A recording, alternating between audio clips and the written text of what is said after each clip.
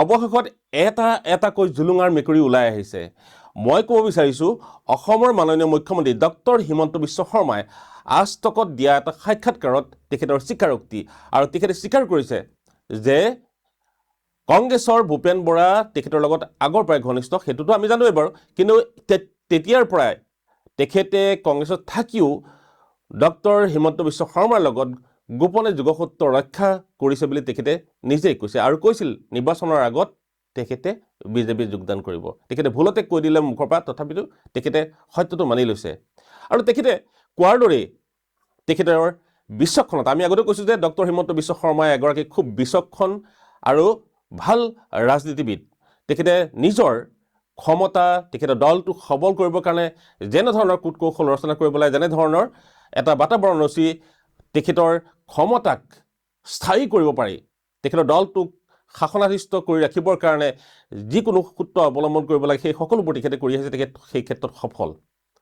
কিন্তু আমিবোৰে ভুল কৰোঁ বাৰে বাৰে। আমিবোৰে কি ভুল কৰোঁ?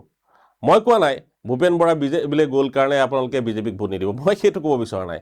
মই এইটোহে ক'ব বিচাৰিছোঁ, বিজেপিলৈ অহাৰ আগতে ভূপেন বৰাই বিজেপিক গালি পাৰিছিলে, মুখ্যমন্ত্ৰী হিমন্ত বিশ্ব শৰ্মাক কেনেকৈ গালি পাৰিছিলে আপোনালোকে সকলোৱে জানে আৰু তেখেতৰ কথাত আপোনালোকে উত্তেজিত হৈ কিন্তু সমানে বিজেপিক বেয়া পাবলৈ আৰম্ভ কৰিছিল।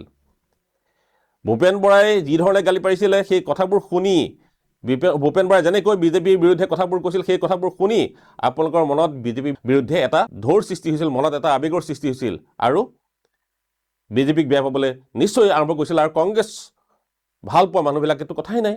গতিকে এইগৰাকী লোকে যিগৰাকীয়ে এটা পৰিৱেশত থাকি সেই পৰিৱেশটোক প্ৰতাৰণা কৰি, সেই অনুষ্ঠানটোক প্ৰতাৰণা কৰি আমাক সকলোকে ৰাইজক প্ৰবঞ্চনা কৰি ভুৱা ৰাজনীতিজ্ঞ হিচাপে নিজকে পৰিচয় দি আহিছিল আৰু আমিবোৰে তেখেতৰ কথাবোৰ, তেখেতৰ গালিবোৰ সঁচা বুলি ভাবি লৈ আমিও সমানে সেই ধাৰণাখিনি পোষণ কৰি লৈছিলোঁ মনত। কিন্তু চাওক এতিয়া তেখেতৰ সুবিধাৰ কাৰণে আহে বিজেপিত। সেইকাৰণে ক'ব বিচাৰিছোঁ মই যে আমি কিয়নো কংগ্ৰেছ, বিজেপি, এজিপি এইবোৰ কৰি কাজিয়া কৰি মৰোঁ? কিয় মৰোঁ? আমি ভাল পাওঁ কাৰোবাক, বিজেপিক ভাল পাওঁ, আমি বিজেপিক সমৰ্থন কৰোঁ, কংগ্ৰেছক ভাল পাওঁ, কংগ্ৰেছক সমৰ্থন কৰোঁ, আমি অজাপক ভাল পাওঁ, অজাপক সমৰ্থন কৰোঁ, ৰাইজৰ দলক যদি ভাল পাওঁ আমি ৰাইজৰ দলকো সমৰ্থন কৰোঁ। তাত আমাৰ আপত্তি কৰিবলৈ কিটো আছে? আৰু সেইটো আমাৰ গোপন কথা, মনৰ বাসনা।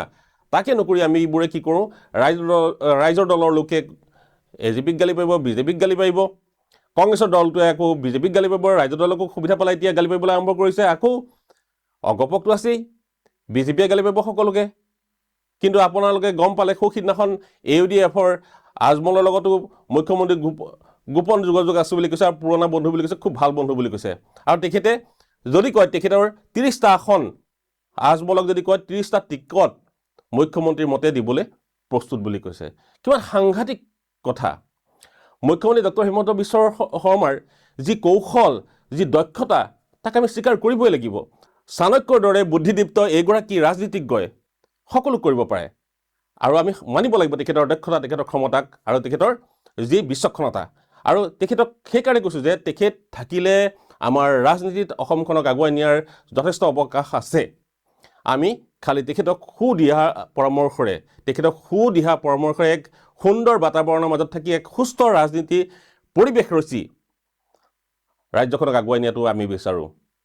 যি ধৰণে শেহতীয়া বাতাবৰণ হৈছিলে সেই কথাখিনি আগতে আমি আলোচনা কৰিছোঁ যে আমি বিভাজনৰ ৰাজনীতি বা ধৰ্মৰ ৰাজনীতি কৰি আমি ইজনে সিজনক ঘৃণাবলৈ যোৱাৰ যিটো পৰিস্থিতি, তেনেধৰণৰ পৰিস্থিতি উদ্ভৱ নকৰি এক সুস্থ বাতাবৰণৰ মাজেৰে তেখেতে সুন্দৰকৈ অসমখনক আগুৱাই নিব পাৰে, সেই কথাখিনিয়ে আমি বিশ্বাস কৰোঁ। আৰু আহ্বান জনাম এতিয়া আমি সকলোকে, মুখ্যমন্ত্ৰী হিমন্ত বিশ্ব শৰ্মা তেখেত বিচক্ষণ, তেখেতে বাতাবৰণ অনুযায়ী তেখেতে নিজক কেনেকৈ মিলাই লৈ যাব লাগে, পৰিস্থিতি অনুকূলে তেখেতে সেইখিনি সকলো জানে।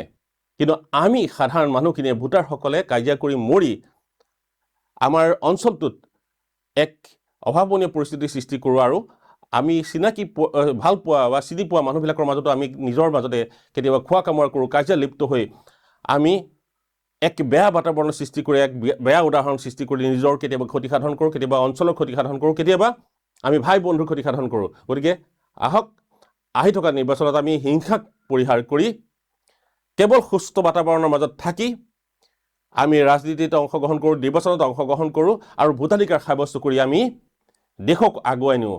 যোগ্য প্ৰাৰ্থীক নিৰ্বাচন কৰি আমাৰ মন আৰু বিবেকক প্ৰশ্ৰয় দি যিসকলে ভাল কাম কৰিছে তেখেতসকলক আমি জয়যুক্ত কৰিব লাগে।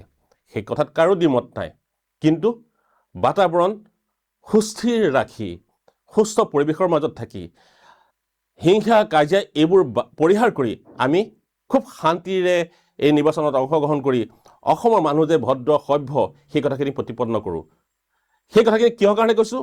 আমি বিহাৰ বা উত্তৰ প্ৰদেশৰ ৰাজনীতিত দেখিছোঁ সাধাৰণতে নিৰ্বাচন আহিলে কটা মৰা বিভিন্ন ধৰণৰ ধ্বংসলীলা আৰম্ভ হয়।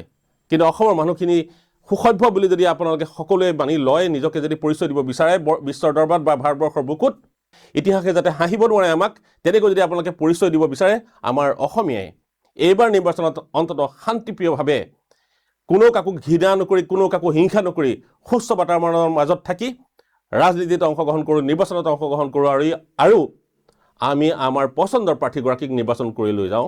আহক।